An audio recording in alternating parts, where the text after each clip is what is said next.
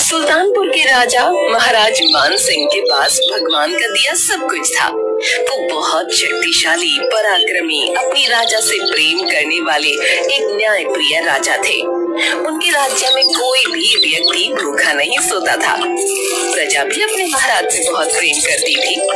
एक दिन महाराज मान सिंह अपने महल के बगीचे में अपने मंत्री सुदर्शन सिंह के साथ बैठे थे। महाराज मान सिंह मंत्री सुदर्शन सिंह से कहते हैं, मंत्री जी, मैंने अपने जीवन काल में हमेशा सबके साथ न्याय किया, सबका ख्याल रखा, कभी किसी निर्दोष को सजा नहीं दी। मेरे राज्य में कभी कोई भूखा नहीं सोता।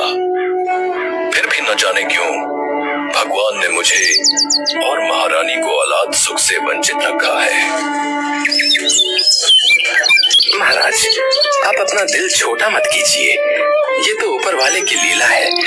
जिस दिन उसने आपको औलाद सुख देने का सोचा होगा, उस दिन बिना किसी प्रार्थना के आपको दे देगा महाराज। पता नहीं वो शुभ दिन मेरे जीवन में कभी आएगा भी या नहीं। महाराज, अगर आपका आदेश हो तो मैं आपसे इस विषय में कुछ और भी कहना चाहता हूँ। हमारी आज्ञा है, बताइए आप क्या कहना चाहते हैं मंत्री जी।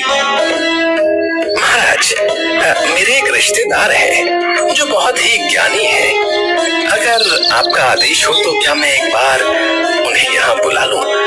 वो महारानी और आपकी पत्रिका देखकर जरूर कोई उपाय बता देंगे महाराज।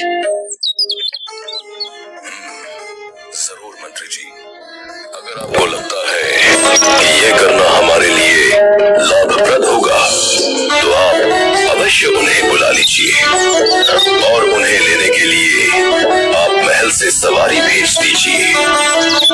नहीं महाराज, उसकी कोई जरूरत नहीं है, वे अपने आप आ जाएंगे।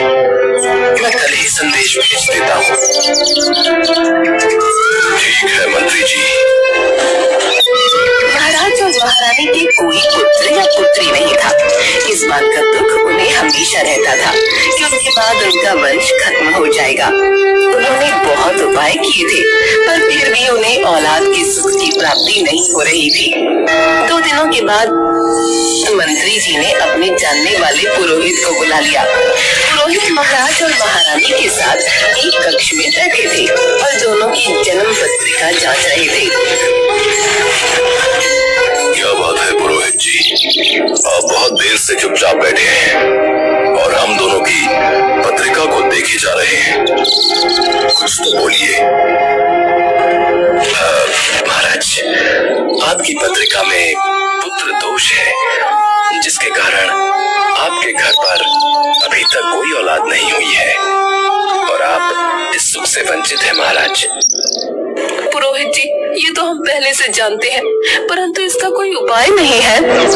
उपाय तो है, करनी होगी, क्योंकि एक वही है जो किसी भी तरह के दोष और अपराध को क्षमा करता है। पुरोहित जी, हम तो भगवान के आगे रोज हाथ जोड़ते हैं, लेकिन भगवान ने अब तक हमारी नहीं सुनी।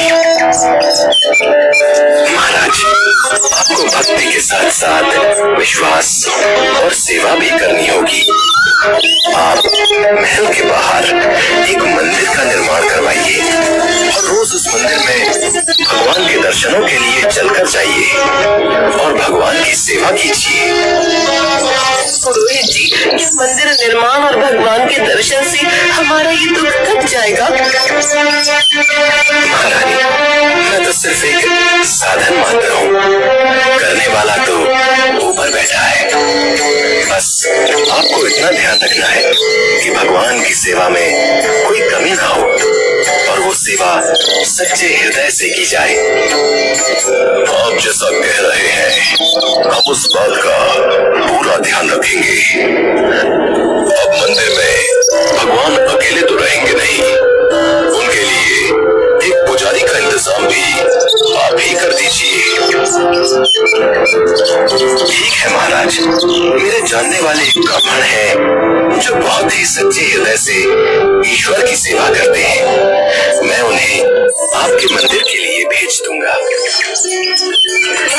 मान सिंह ने भगवान का एक सुंदर और भव्य मंदिर बनवाया और उसमें एक पुजारी को काम पर रखा। पुजारी अपने परिवार के साथ मंदिर में ही रहते थे और बड़े भक्ति भाव से भगवान की सेवा करते थे।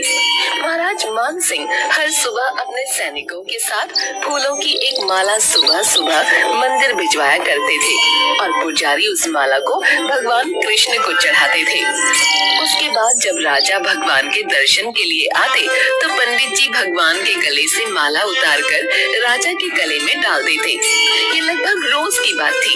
इस बात को बहुत समय बीत गया। एक दिन महाराज महारानी से बोले, अब तो ये उपाय करते हुए भी काफी समय बीत रहा है। मुझे नहीं लगता कि हमें इस जीवन में औलाद का सुख मिलेगा। महाराज अब दुखी मत होइए। अगर भगवान ने हमारे भाग्य में ये सुख लिखा है तो ये सुख हमें अवश्य मिलेगा। अब तो मेरा विश्वास भी टगमगा रहा है। क्या सच में भगवान होते हैं? आप कैसी बातें कर रहे हैं? अगर आपको ऐसा लगता है तो आप मंदिर रोज क्यों जाते हैं? मंदिर जाना अब मेरी दिनचर्या का एक हिस्सा बन गया है, इसलिए मैं मंदिर रोज जाता हूँ। कुछ और समय बीता। वो पुजारी बूढ़ा हो रहा था और राजा भी बूढ़ा हो रहा था। लेकिन राजा का एक नियम था कि महाराज रोज मंदिर जाते। एक दिन राजा की तबीयत खराब होने पर राजा ने सिपाही के हाथों पुष्पमाला भेजी और सिपाहियों से कहा, पंडित जी को कह देना कि आज हमारी तबीयत ठीक नहीं है। आज हमारा इंतजार ना करें क्योंकि हम आज नहीं आ पाएंगे। सिपाही ने जाकर पुजारी को पुष्पमाला दी और पंडित जी को सारी बात कह बताई। पंडित जी ने श्री कृष्ण को पुष्पमाला अर्पित की तो पंडित जी ने सोचा, इतने वर्ष हो गए भगवान का ये हार हमेशा राजा ने पहना है, लेकिन मैंने खुद आज तक इसे कभी नहीं पहना। तो आज इतने वर्षों के बाद मुझे भगवान के इस हार को धारण करने का अवसर मिला है। ये निश्चित रूप से भगवान की इच्छा है। सिपाही दौड़ता हुआ आया और बोला, साहब मंदिर आ रहे हैं क्योंकि वहाँ महाराज की तबीयत ठीक नहीं है। आप सारी तैयारियां करके रखें। इतने सालों से चली आ रही परंपरा को राजा तोड़ना नहीं चाहते, इसलिए वो मंदिर आने के लिए निकल रहे हैं। महाराज बस थोड़ी ही देर में मंदिर पहुंच जाएंगे। पंडित जी ने तुरंत गले से हार उतारकर भगवान को अर्पण कर दिया। पंडित जी ने सोचा कि यदि महाराज को पता चल गया तो वे उसे दंड देंगे। जब महाराज आए तो प्रतिदिन की भांति पंडित जी ने भगवान के गले से हार उतारकर महाराज को पहना दिया। लेकिन राजा की नजर माला पर पड़ी। माला पर सफेद बाल गिरे हुए थे और उन्होंने महसूस किया कि सफेद बाल पुजारी के हैं। महाराज ने पुजारी से पूछा, क्या तुमने ये माला पहनी थी? नहीं महाराज, मैं ऐसी गलती कैसे कर सकता हूँ? फिर इस माला पर सफेद बाल कहाँ से आए? पुजारी जी डर गए और डर के मारे कहा, महाराज ये सफेद बाल श्री कृष्ण के हैं। ये तो भगवान के ही हैं। तुम झूठ बोल रहे हो, हमें धोखा दे रहे हो। तुमने ये माला पहनी थी और अब अपने झूठ को छुपाने के लिए बाल कृष्ण के बाल सफेद हो गए कह रहे हो। महाराज मैं सच कह रहा हूँ, ये सफेद बाल श्री कृष्ण के ही हैं। बाल श्री कृष्ण के बाल कब सफेद हुए? महाराज कुछ वर्षों पहले ही बाल श्री कृष्ण के बाल सफेद हो गए थे। और बहुत जल्द बाल श्री कृष्णा ने महाराज और महारानी के यहाँ एक बालक के रूप में जन्म लिया। महाराज महारानी से बोले, भगवान की लीला भी कैसी अनोखी है। जब हम औलाद की लालसा में पूजा पाठ दान धर्म करते थे तब भगवान हमारी प्रार्थना नहीं सुन रहे थे, और आज जब हमने बाल श्री कृष्ण को ही अपनी औलाद मान लिया तो उन्होंने हमें ये बालक दे दिया। महाराज तभी तो कहते हैं कि ऊपर वाले की लीला वही जानता है। महाराज ने उस बालक का नाम कृष्ण सेन रखा। कहा जाता है कि पत्थर में भी परमात्मा होते हैं। यदि आप ऐसा नहीं मानते हैं तो भले ही भगवान आपके सामने प्रकट हो जाएं। आप उनसे उनकी सच्चाई के बारे में पूछेंगे। यदि आप वास्तव में ईश्वर को देखना चाहते हैं तो आपको केवल महसूस करना है। परमेश्वर पर बिना शर्त विश्वास रखें और बिना किसी रुकावट के अपना काम करते रहें। सर्वशक्तिमान आपको निश्चित रूप से खा देंगे।